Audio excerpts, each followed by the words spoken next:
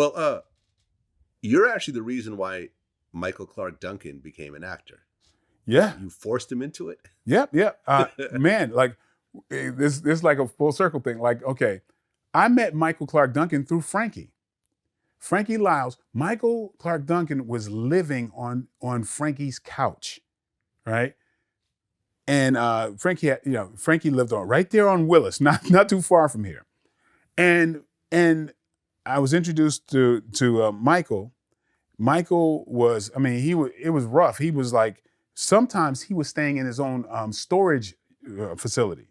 So so Frankie was real cool with Martin Lawrence, because I was cool with Martin and one of Martin's best friends and boxer. He was a professional boxer named Kenny. We all were like part of this clique, and we hooked Mike in. Well, really, Frankie hooked Mike into Martin, and Martin got him a security job for the Martin show and at Universal. And so Frankie, so I know Michael from that. We'd hang out, to the gym or whatever. We like look out for Mike. And I just said to Mike one day, I'm like, yeah, man, you should really think about acting, because he had this gregarious personality. And he's like, oh, no, man, yeah, that's for you and Byron. Because Byron also was like, who played Bullhorn, who was like one of my other best friends. He always hooked up Mike too. They would take Mike to the gym. He would sometimes, he would spend the night over Byron's house.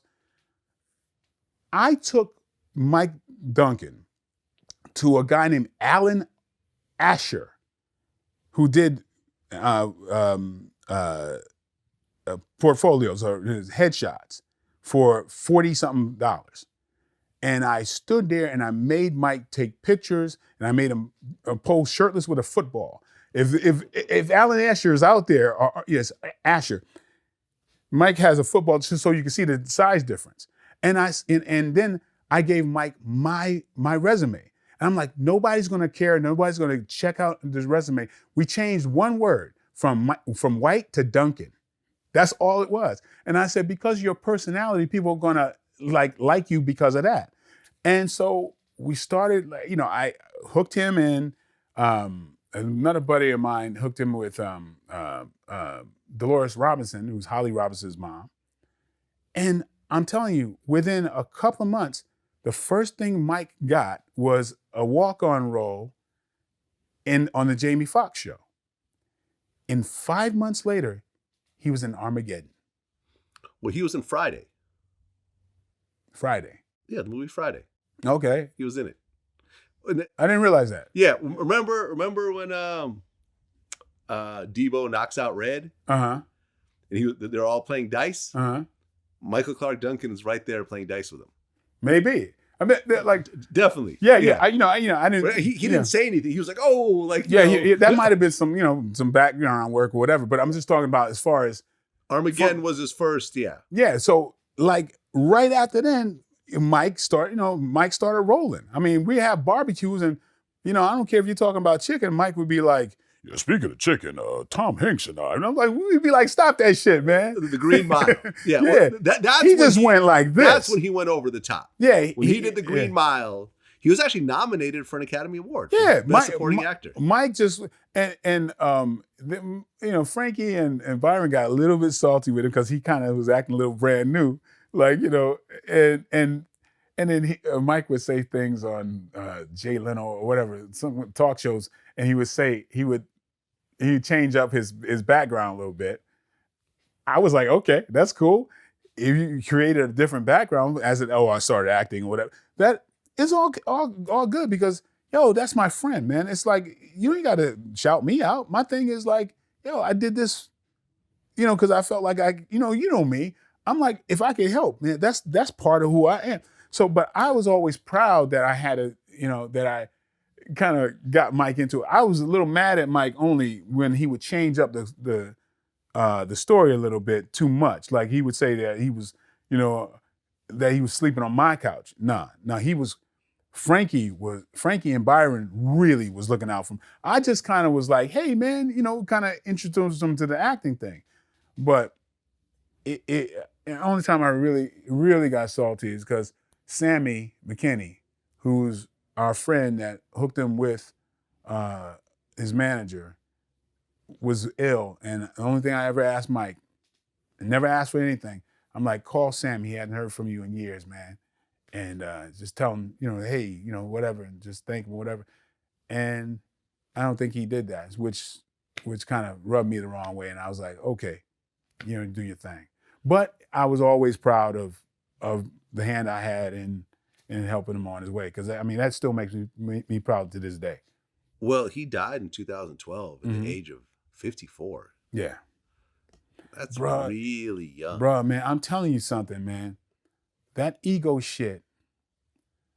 I've never seen anybody that gets caught up in their own ego be happy. At times I'd run into Mike and be like, oh, I keep it pushing. But he's like, man, he had a lot of things that he was upset about in life.